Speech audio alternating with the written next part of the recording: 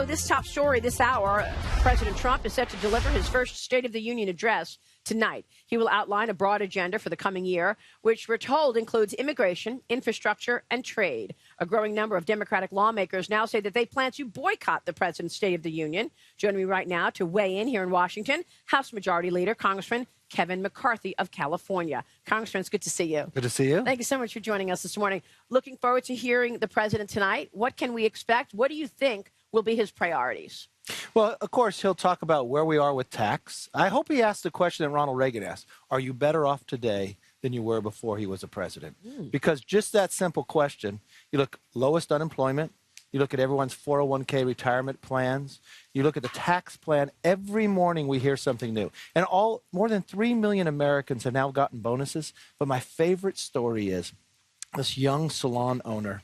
She's owned it for like a decade. She's never been able to get bonuses. She gave all 12 of her employees $500 bonuses. Wow. One of them used it to help pay off her hospital bill for having her 4-month-old child. One fixed the only car they had so they can go. I mean, those are real stories. They're real stories, and the windfall continues. Just a moment ago, reported ExxonMobil says it plans to spend $50 billion expanding in the United States over the next 5 years. It said that the investment was enhanced as a result of the tax bill.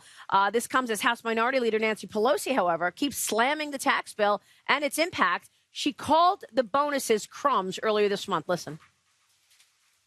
The tax bill is really the dark cloud that hangs over the Capitol. They sell it as a middle-class tax cut. 86 million Americans, middle-class families, will be paying more in taxes as a result of this bill. In terms of the bonus that corporate America received versus the crumbs that they are giving to workers to kind of put the schmooze on is so pathetic. Wow, pathetic. Your reaction? She seems so out of touch. She's such an elitist in that process. But, you know, what does she say to, as we're sitting out here, it's a little colder, but you know the people in Baltimore are going to have their electrical bills lowered because of the tax cut. They're passing that on all across the country. So not only are people getting bonuses, not only are your electrical bills going lower, but starting this month, people are getting more in their paycheck because the withholding standards are different. So I don't know where Nancy's coming from. I don't know if she thinks $1,000 is not a big deal. But I know to my constituents, it's a very big deal. It is a very big deal. Let me ask you, you've had a phenomenal year in terms of raising money. $20 million you raised in 2017. What do you need to do to position yourself best going into the midterm elections? Obviously, the Democrats need a plan and need a message. She's just resisting. Is that going to be the case? Is that what you're expecting going into the 2018 midterms? And what can you do other than raise more money in terms of putting the party in a better light? Well, what Nancy's hoping on is history says the party in power, meaning the party that has the White House, on average loses 29 seats in the House, and we have 24. 2 times in modern history that didn't come true. And really, she got all the Democrats to vote against the tax plan. She got all the Democrats to vote against the children's health insurance plan. They shut the government down. I don't know that the American public is going to celebrate this. When you look at unemployment lower, you look at the VA, we changed the GI Bill was only for 15 years or you lose it. Now it's for a lifetime. I think we run on our record, and I think we'll do quite well. But you don't pass legislation just the idea for an election. You pass it to make the country better, and you see what she's trying to do. It's just kind of chaos. She wants to hold them hostage. We had a negotiation yesterday, a bicameral, bipartisan in my office with the White House and the Secretary of Homeland to solve this DACA issue. We want to solve it once for all. And you got to give the president credit.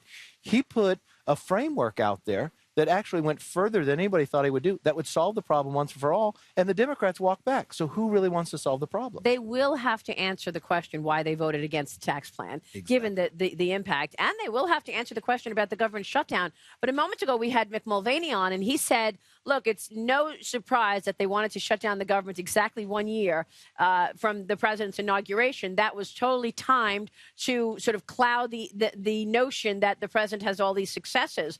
And yet, the pushback is you guys are in charge. You've got the majority in the House, the Senate, and the presidency. So what do you say to those people who say, look, the Democrats shut the government down? Donna Brazile just came on. She said the Democrats can't shut anything down. They're not in charge. Well, see, that's a dirty little secret, and that's not true. Because what happens in the House is a simple majority. So we passed the funding bill, Democrats and Nancy Pelosi worked her members to vote no. In the Senate, it takes 60 votes. We have 51 members. It always takes the Democrats to pass anything. So why are the Democrats holding up all these appointments? Why are they holding up funding for our military men and women? Why did they vote against children's health insurance when it's going to shut down in 7 states? They don't care. They wanted the president to try to look bad. They wanted to blame him. But I think the American public are smarter than that they know how the government works, that it takes 60 votes in the Senate, and they're the ones holding it up. So once it started being called the Schumer shutdown, what did he do? He shifted. And think about, what did they open the government for? The exact same policy they shut it down over, except they shortened it for 1 week. So what are you going to do in terms of this constant resist then? I mean, you're here talking about the next big piece of legislation possibly being an infrastructure package, right? Is that accurate, by the way? That's accurate. Okay. So what do you do if you don't have any help on the other side, if they just keep resisting? Well, they didn't help us with tax reform. They didn't want to help us with the VA. They didn't want to help us with children's health. We will just keep working because it's good for the country. Look, we got an opioid crisis. It's going clear across the country. We need to solve that. An infrastructure problem. We know where our roads are, but more importantly, what should America look like 50, 100 years from now? We want to be able to expand there as well. There are a lot of areas we still have a lot of work to do. If they don't want to help us, they want to play politics, just get out of the way and let us solve the problem. So these next couple of months are going to be all about that. You've got some Republicans firing back. The American Action Network now spending $1 million on an ad campaign targeting Pelosi's comments. Watch this.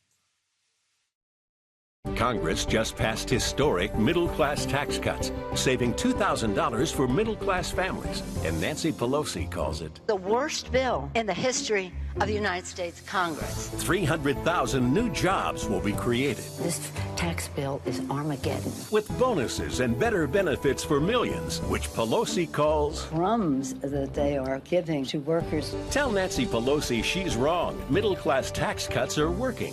is so pathetic. We wonder how much this is going to resonate with voters. Obviously, she wants the majority. Imagine if they got the majority, she'd be the speaker. So what would happen then? Think about where the market is today. Think about the bonuses. Think about the electrical bills being lowered.